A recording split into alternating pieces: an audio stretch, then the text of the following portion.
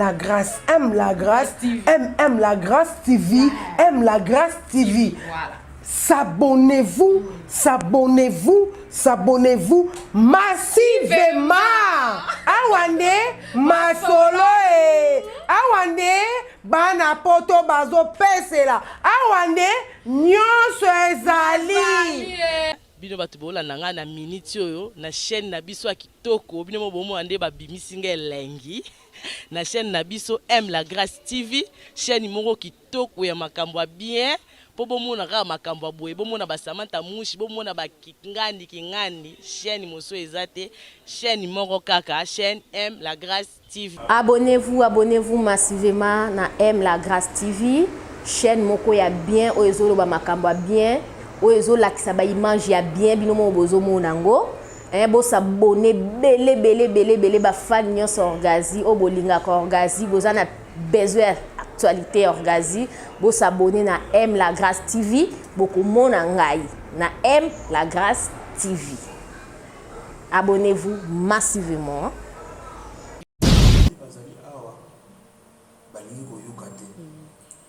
Bazo yokate donc moto ayake puis avec la tiki na yi c'est le côté personnellement le kola mboka eza ya bana ngala kona za mwana te ko yanga na za papa ya mwana ko bini ko yipsa mo ba ke to yeba ke un jour yeso ko Surprise!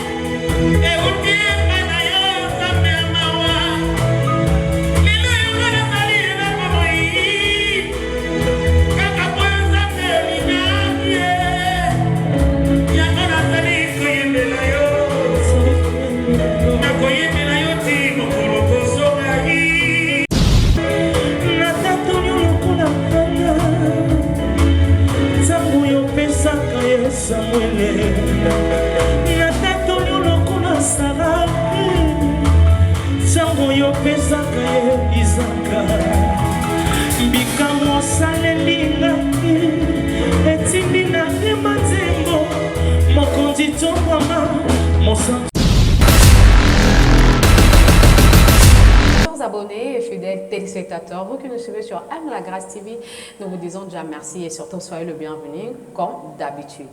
Dans l'Isongi, toujours il y a Akapro, il y a Simbela Biso Image, les lois, la première émission, il y a 2021, dans Instant Acoustique. Alors, choix la Biso vraiment mingi, hein, Babi est porté et pas à Moutamalam. Tout ça, les binoma, moi, malam, on a notre frère que je vous laisse en suspense. Dans le côté, on a Platon Nanga pour vous découvrir. Et là, je dis merci. Et puis, il y a un sponsor officiel, il y a la chaîne Aime la Grâce TV, Zé Azari Abapoma.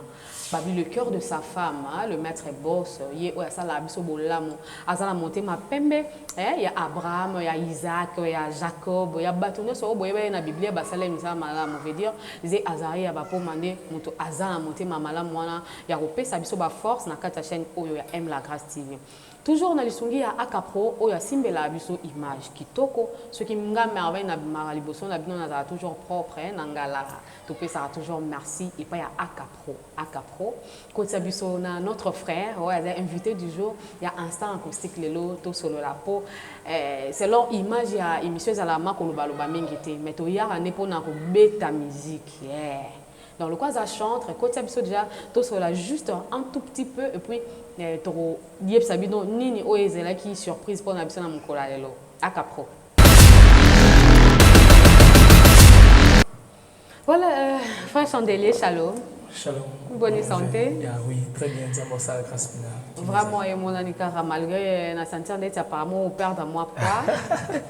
Ils appellent la bongo père de moi poids pour mon néno bien comme moi et on a salé mon exercice. Ça va. Mais quand même, les pamboli, bakanga, on te fait l'autre quand il y a babi munene za les pamboli. Et comment diminuer moi simplicité. Donc comme moi pas si tant au kanga, moi nini balancer ça va ressentir paiement. Na moi quand il m'a pensé à moi souffler. Donc comment sentir peine moi mal à l'aise mais ça va peine. Ça va. Gloire à Dieu, le roi ça va. Et nabi que c'est pour toute la première fois qui na quatre chaîne na biso Aime la Grâce TV.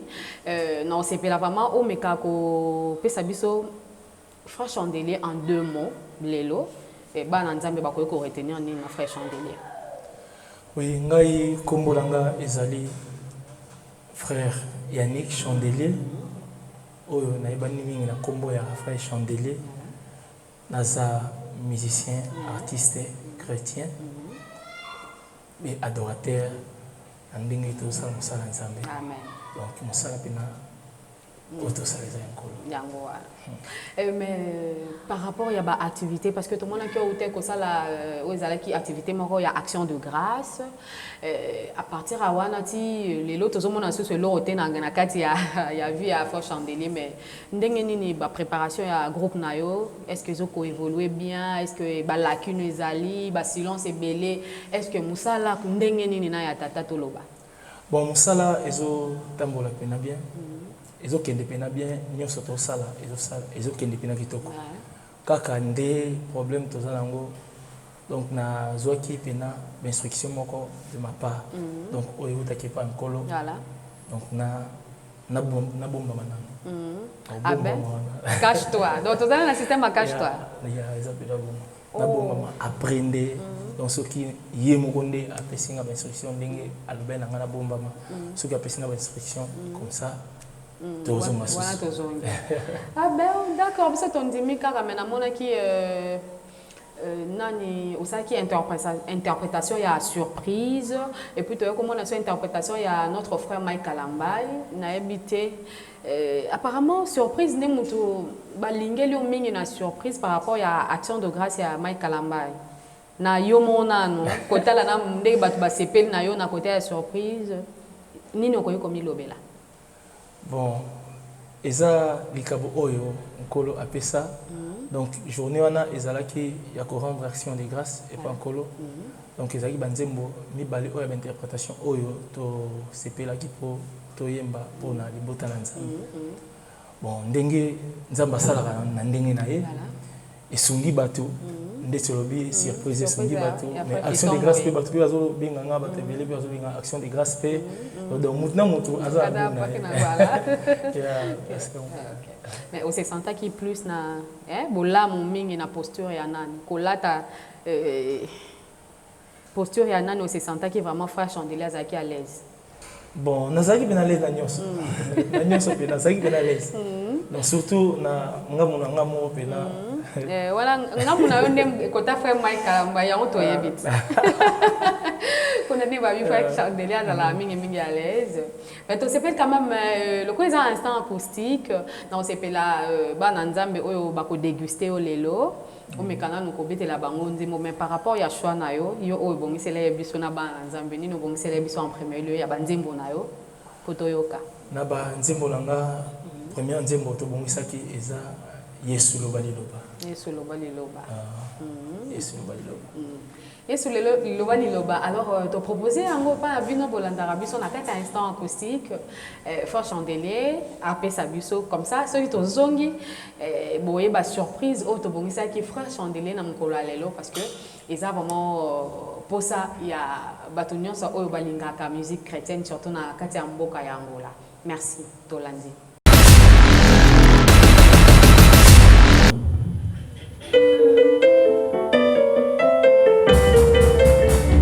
Yesu loba suka ebomoy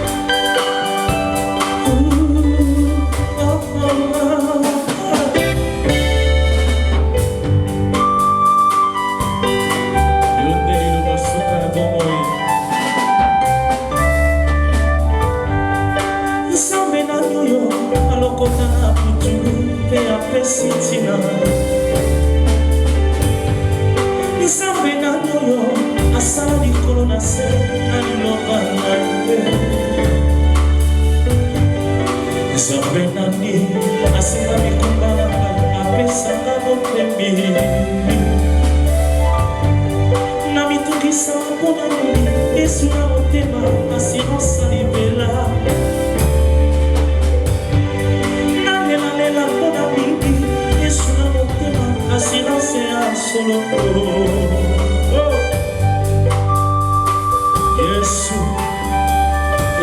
biso ezali na yo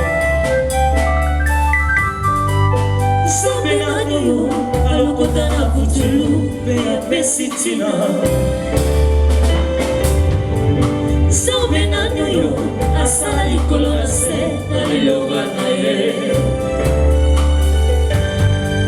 Nzambe nani asenga mikuma na ngai apesanga kopemi Sama mpona nini Yesu na motema assurance ya libela nalelalela mpona nini Yesu na motema assurance ya soloko Yesu yo nde kimia ya bomo ata bobemikakatano liboso na ngai nabanga te mpona sana Yesu Samoge mikakata liboso na ngai nalinga te mpona sana ngaya ya Yesu na mokano bato osilisa moke ya mikumba na ngai likolo na se salamaka liloba loba se liloba moko Yesu liloba ya suka Yesu loba liloba nyonso yanga ezwakina Yesu loba liloba natatola yo oza Nzambe Nzambe na bomoi elikia basantu totaleli yo Nzambe na bomoi elikia basantu totaleli yo Yesu abongela kebo yulo basuka bomoi ezali na yo Yesu haleluya Nzambe na Dawidi na kati ya zamba tina kiti ya bokonzi yo bongwani tempo Nzambe amefrimoshete na lotema tina ndaka mokonzi yo bongwani te yakane yakane sala sala sala natatu na yo yo neni na masuka bomoi na Yesu loba liloba nyonso yanga ezwakina Yesu loba liloba natatola yo oza Nzambe Nzambe na bomoi elikia basantu totaleli yo Nzambe na bomoi elikia basantu totaleli yo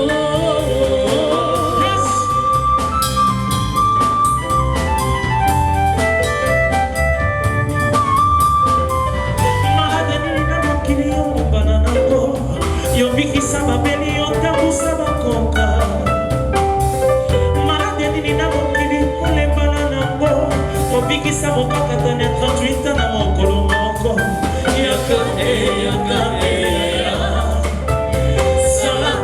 sala natatola yo yondeli na basuka bomoi na ngapa Yesu loba liloba nyonso yanga ezwakina Yesu loba liloba natatola yo oza Nzambe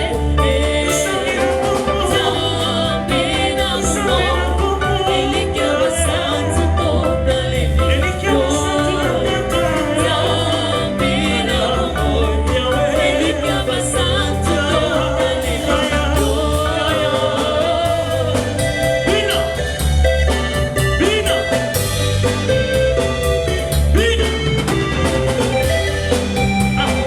Bina ko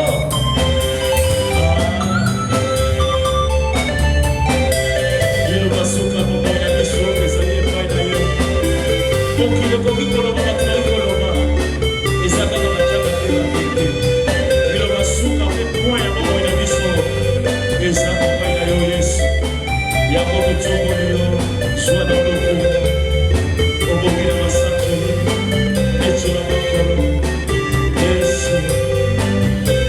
Yesu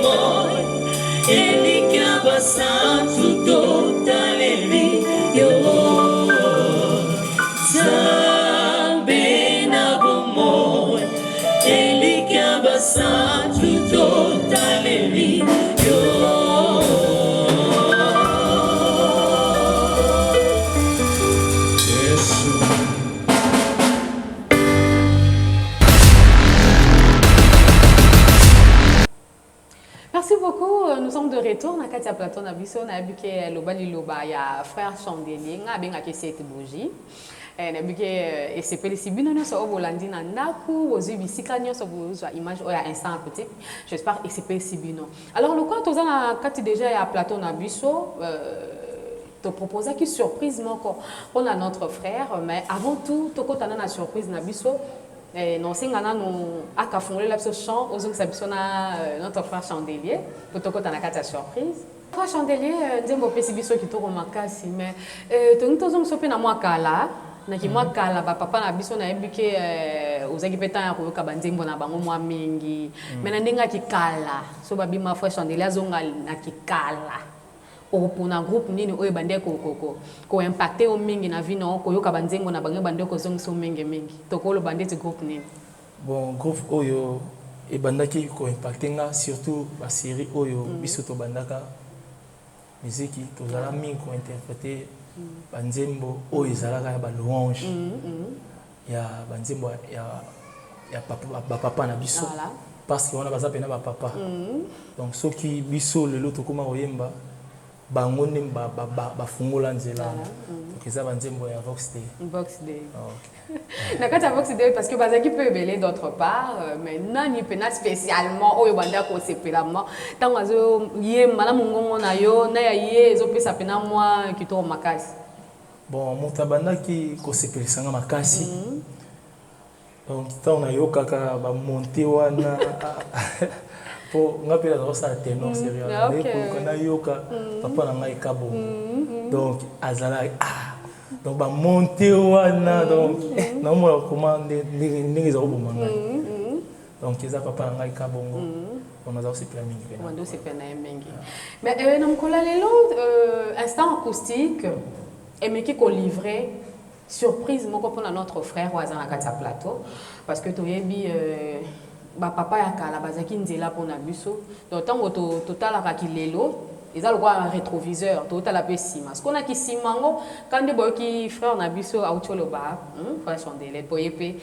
et amata mo muke donc tango amataka azonga pa ya papa JP Kabongo alors frère Yannick cette bougie est-ce qu'on a prêt à recevoir surprise notre bon c'est le cas namko alelo naza pena prêt d'accord ce qu'on a prêt alors non c'est là autant nanga ensemble. Bisika notre surprise aza akapro sunga biso mo bon c'est la surprise na biso cadeau emballé hein ya mkola lelo alors ensemble na notre frère Yannick to tanga to wandi na 3 tina 0 na biki invité na biso oh eza surprise au kota c'est que ça surprise à makasi kito makasi ya tozo compter voilà to bandi ko compter 3 2 1 0.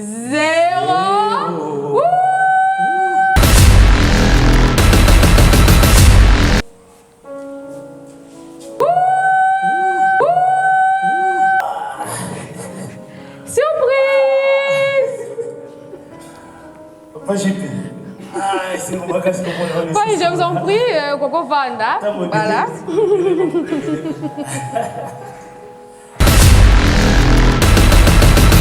Ça tout déjà dans Katia Platon na biso papa Kabongo shalom. Shalom. Bonne santé.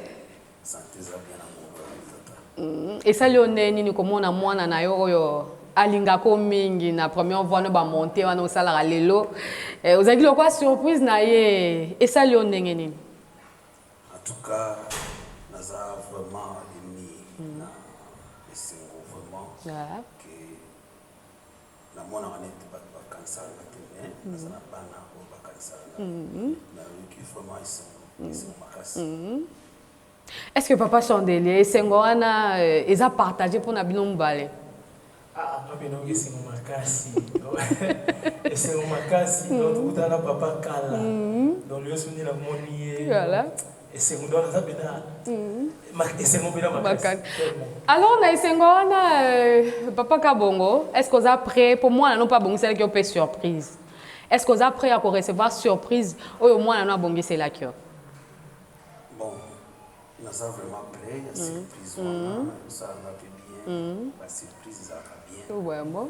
Et surtout quand la surprise ça va bien, vraiment bien. Amen. Alors, fois Chandelier, surprise au bongo c'est là qui papa. Non, c'est pas là au les cas déjà. Pour nous côté l'Isaïe Moussa mala moya sala qui zaki a pambate, surprise nae pour ayo kamo déjà.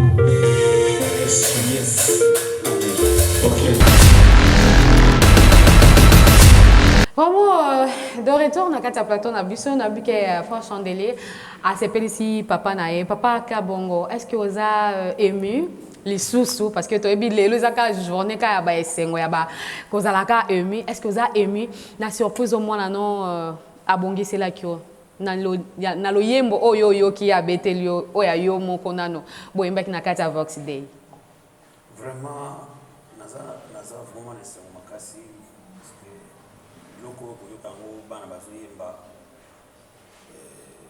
ezaki lokola ba devoir à domicile mais quand même moi on a interprété en très bien en tout cas naza vraiment esengo makasi koyokango ezalaka nde boye osalaki mwa eloko mwana bimi ya beti yango ndenge ezalaki pesaka esengo makasi. Nayebi ke na émission moko touta kosala dernièrement olobaki musicien awa vraiment azate par rapport ya ndengo yokeli Frère Chandelier lelo koki komi lobela nini. Bon, Chandelier c'est un fils oyo nasali ne musala mwa mingi ba place ba par-ci par-là la place on na leka ko beta so tukuta na yo na travail na c'est un artiste de talent, un talent on a pesa donc il aurait zali ka ke moi encadrement de moi encadrement za moi mingi za pesa allo mwana nzira na biso de réalité akena ba puisque mingi de lo ba komi na makambo ke ni kota nzamba sala yingo atika makono sur mes bains quand tu bois c'est ça. En tout cas très bien, très bien. Nabi ke tokozonga yo pa ya papa parce que yo moi a invité spécial na biso na mkwalelo comme ozaki invité surprise ya notre frère Yannick Sandelier. Mais frère Yannick Sandelier papa zawa. Nabi ke bazaki banzela pour na biso lelo pe na ndenga musique tant bozo yo kaye bazo zaloka ba bitalata la rétroviseur pe nangam na bino. Mais ce qui ko reprocher papa azawana nino ko reprocher bango pe na ba musique akala tant ba ndeko beta surtout lelo papa pe comme en Angola mais er muso so nana luka pe mwana te et mais lelo ça lui fait bien beaucoup tani bilombale ce ko reprocher ndenga vandi awa penza na gauche na yo nino ko reprocher nango. Ah, merci Bena pour la likambo ya reproche à papa. Si papa na ngai kakitito à la kisa ngai ba reproche papa te na miso abatu. Pour émission tout ça là bateli ba mona ngo. Ah ouais. Effectivement. Tout ça ezalo kola na boina zala kola sham amoni olombo ya papa. Qui vous bien abattu, mais la vie dans un cola, c'est un chafet au petit, on dit, bon, place n'a plus son mot pour sola, papa, on a dit que lui, voilà, ils appellent la macabo, ils allaient, enfin les amis, on est singa, on n'a plus trop bon, ça. Vraiment en famille, mais papa, les bani no kolo bana mwana. Ya malamu parce que nayebi ke eza nango instant aussi que toyaka makoloba mingi te toyaka pona koyemba et surtout bino mbale pe boza ba deux adorateurs, deux musiciens, deux artistes. Alors beaucoup pesa biso le meilleur de vous. Mais étant que papa conseil nini tolipa mboli nini okoyo ko pesa na mwana avant to tikela bino ba microbo s'exploser na ndenge nyonso pour que bana nzambe o ba kolanda bino ba ozabino lelo ba se sentir aisé. Bon, personnellement, tout ça battu, c'est ma moyen. Tout ça, non, quand on se soupait gros salama, il y a malamité, il y a gros sépilaté, on a pas sépilaté. Ils sont bas, nous avons besoin de nous faire une petite cambo. Là, on a besoin de faire un pardon. Ma cambo, on a besoin de faire un pardon. Et puis, ça m'a mis gros, on a pensé dans le bas de la tête. Pour nous, on a besoin de faire un pardon. Musala ya côté za musala ya bitumba makasi musala kabiso mingi kana ba kuza musala mais total ikulusu tulonga tikala kana makona ni na watu wa Yesu ti mko Yesu ya kusoa kutu na watu na yeye toka au mabstoke amen mais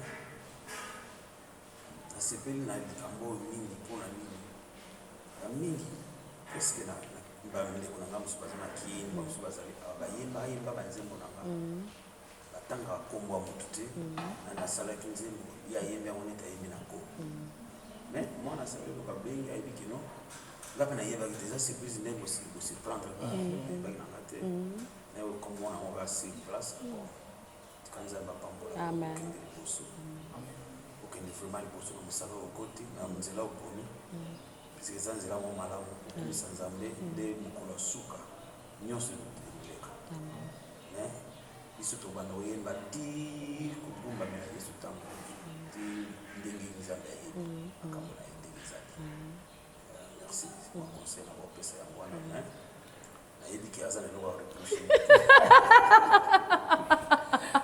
papa boyango ai te balobaki deja na ndinga ya kuku nyungu te babi na ndinga katimine bino bale tatala mwana ndinga katimine wana nde bolobi wana na ndimike azali kama ouais bon papa Sandelier lilobano ya esengo ya malamu mpona papa oyo lelo andimi quand même kozala surprise mpona mwana ne amikitisi koya kobima surprise epa na yo nini okoki kozala nango comme étant signe ya reconnaissance liboso ya papa oyo eza pena facilité kotala komikitisa oyo ya papa donc azali mpe parfois na baplace na ye okende mais assez sacrifié mpona koya malgré tout eza surprise mais c'est sacrifié pour la Koya. Donc, ça c'est une bénédiction. Amen. De ma part, parce que ngai inférieur jamais on peut pas mon supérieur. Nzambe oya bango oyo basalelaki na molende abakisa lisusu ebele pena pona plus pona surprise oyo en plus pona humilité oyo ezala kaka pana nga te tozala ba jeune artiste ebele oyo tozosala mosala ebele oyo bazotengama mpe ebele oyo bazotosa mpe bamikolo te etant que papa donc papa aza lokola donc fulu donc faut recevoir ayeba kotaye biso mpo papa oyo bamikolo oyo totikali na bango donc baza monument vivant oyo toki kohonore kobanda baya na biso oyo baza na Congo mpe biso awa toza na Luanda mpo soki tolobi bango ndenge bakoki kobeta histoire donc yango donc ntango papa aza na bomoi donc nazosenga ye mpena soki ekozala possible kosala ata documentaire ou bien kosala ata mwa livre moko boye ya musique religieux ya gospel Congo donc musique nyonso oyo biso tozokolanda donc parce que bango nde baza basource bango nde bayede bande donc source nango mpena ntongo oyo bakoya mpe na nsima na biso bayebaki ate ebandaki boye esali jusqu'à là donc toyeba kaka donc toza kaka banzembo na bango ekoma lelo populaire nga nzembo wana bamosusu olakisaka nde banzembo mosusu wakosa nzembo wana mokolo nango azalaka te atika nayemba kaka atika nayemba bachanson populaire bachanson populaire mais or ke bango nde bazali donc ntango baza vivant il faut tohonore bango donc baza mpena batimo oyo amen. Alors papa Kabongo, message nayo et pas ya ba jeune talent surtout oyo lelo ba kozape libakwa kolanda biso na kati ya émission oyo. Message no fort et ko s'adresser et pas ya banani spécialement et puis nini ya motu ya oyo et ko zala inoubliable comme message au ko pesa bango. Bon, ko pesa ba jeune conseil kake mingi le tozosala mosala ya nzambe il faut tozalaka na nzambe tozalaka mingi na nzambe toyaka kosala mosala lutu te lokola bato kaka kuti eza métier nanga nasalaka lokwa ménisier te ménisier asalaka mosala na ye na respect azorespecte puisque lobi ya koteka azongo biso mpe nde toyembelaka ndenge bango mpe bazoyembela nzambe baya koyembela nzambe na lolenge ya nzambe puisque un jour nzambe afuta bango bokonzala sikoyo mingi nde bazali awa balingi koyoka te bazoyoka te donc moto ayaki epi ayaki na tiki na ye oyebisa ye eloko te personnellement lokola mboka eza ya bana na bana nga lokola naza mwana te lokola nga naza papa yango nakolingi koyebisa moko kaka toyebaka un jour yesu akoya siko soki aya kutu na makambo mabe na makambo bozosala ya kilikili wana toyebi te sor na bino ozali personnellement conseil na kopesa bino oya na yesu mobimba puisque yesu kaka te oya soki aya kutu na mabe sor na ezali merci. Merci beaucoup. Votre numéro de téléphone, pour évidemment quoi c'est un numéro de téléphone à Papa Kabongo. Maintenant aussi pela yo mo pe sango awa parce que ce qu'a landi biso sur ameka ozwayango.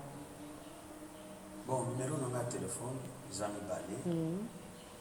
Zali et bosso zali plus 244 923 834 515. On appelle on a ça là on a WhatsApp. OK. Sous plus 244 938 690 588. Contact Merci beaucoup, Paka Bongo. Alors, donc, il y a notre frère Chandelier, votre numéro, puis Toti Kalabino, vraiment plateau pour Tobi, ça va dans parce que tu as qui moi Kolobaming était. Donc, c'est pour la Dio Nabino. Naza hâte, Naza moi hâte, on a déjà Dio Nabino la carte, il y a podium, que c'est pour ça va dans Zambé. Alors, votre numéro, et puis programme Nino Zanango, malgré le biais de Kofanda, programme Nino Zanango, on a numéro de téléphone. Numéro dans la Ezali. Plus 244 928 10 63 60. On a na WhatsApp, on a Facebook, sur le petit Yannick Chandelier, na Ezali na YouTube et on chaîne na biso Yannick Chandelier TV. Donc sur le côté on a vidéo na biso où ils sont déjà disponibles. Moi ma message l'activité tout ça là déjà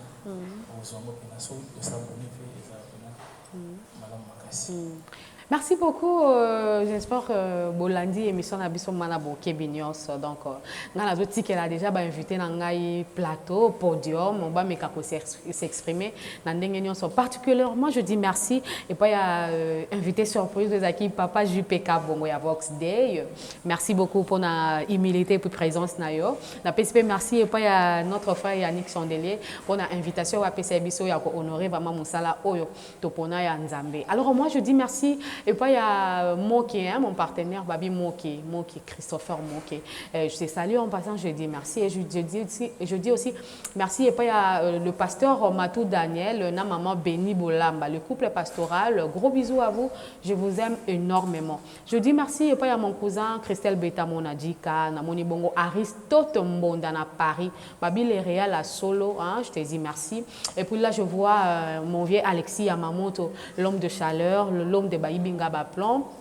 Gros bisous Nayo, na PCB gros bisous et pas il y a maître Valdo Bahati hein na Katia Canada babi ba masolo peut me dire ma kofi PC kota na canal ya M la Grâce TV na lobi pe merci et pas il y a papa nanga motema hein babi Godard et Lico les vrais parisiens yazala on a toujours pour na vrai hein faut pas na yazala rater alors on a tikeli bino ma plateau bon savourer la bonne musique ensemble on a notre frère Yannick Chandelier et papa JPK Bongo bye au revoir.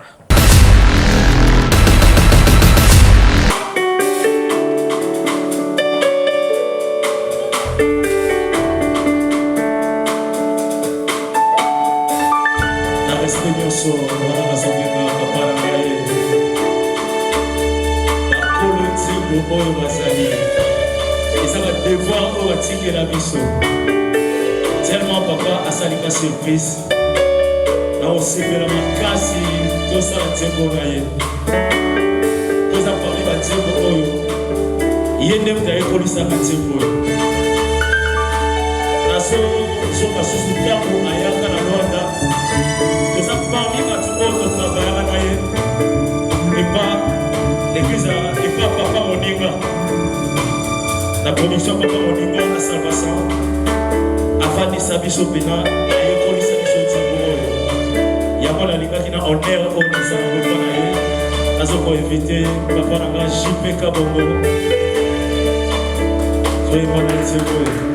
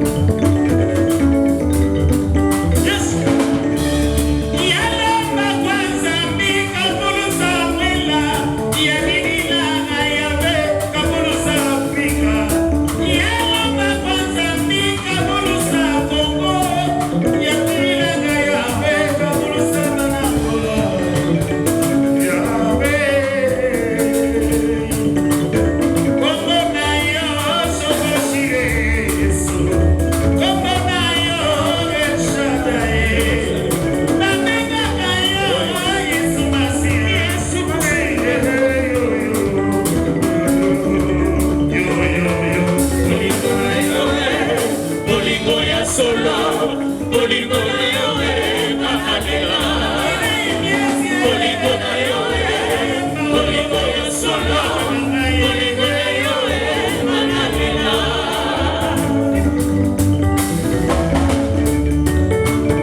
okimaki ya pasi mpona ngai minyololo ya masumu nganakangamaki setela maboko bongana nikaya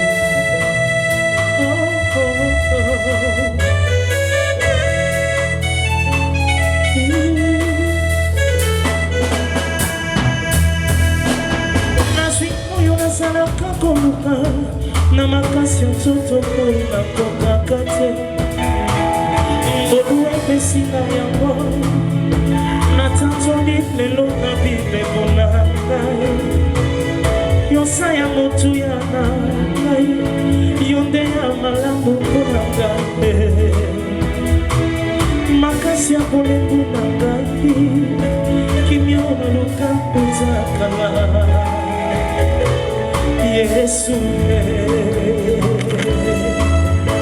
yaya nakai yoka kolela ya kulutu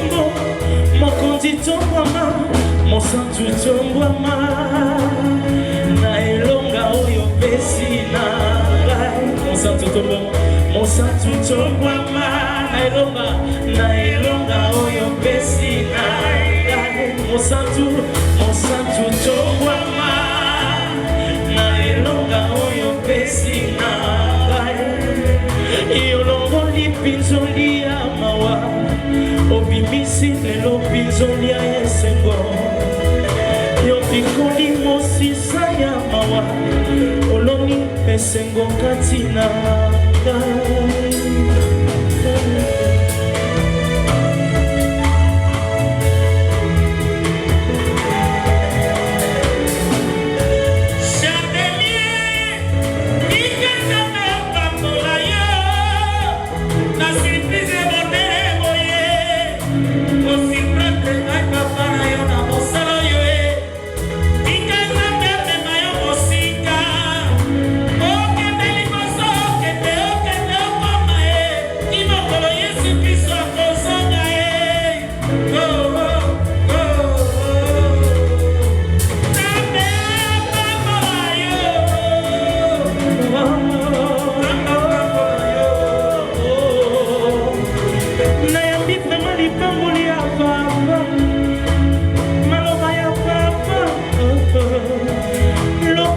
Jacob ayambaki maloba ya papa Esau atikalaki na bozwi nyonso kasi maloba ya papa etamonaki na Jacob amonaki bika mwana yo yango mape na yambi lelo maloba ya papa benediction ya papa etambola na ngai nandimi yango na kombo na Yesu nalobi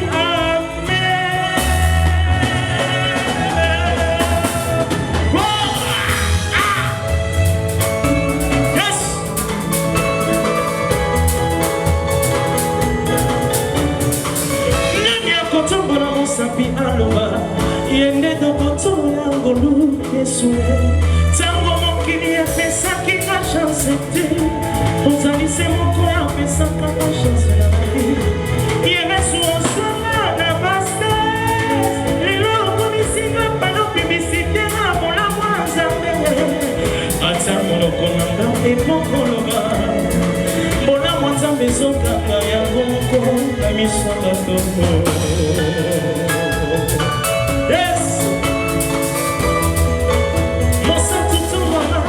Mosa tuto mama na elonga oyo pesina Mosa tuto mama na elonga oyo pesina Yolongo ni pinzoli ya mawa Obimisi lelo pinzoli ya esengo Yopikuli mosisa ya mawa Yoloki esengo kati na ngai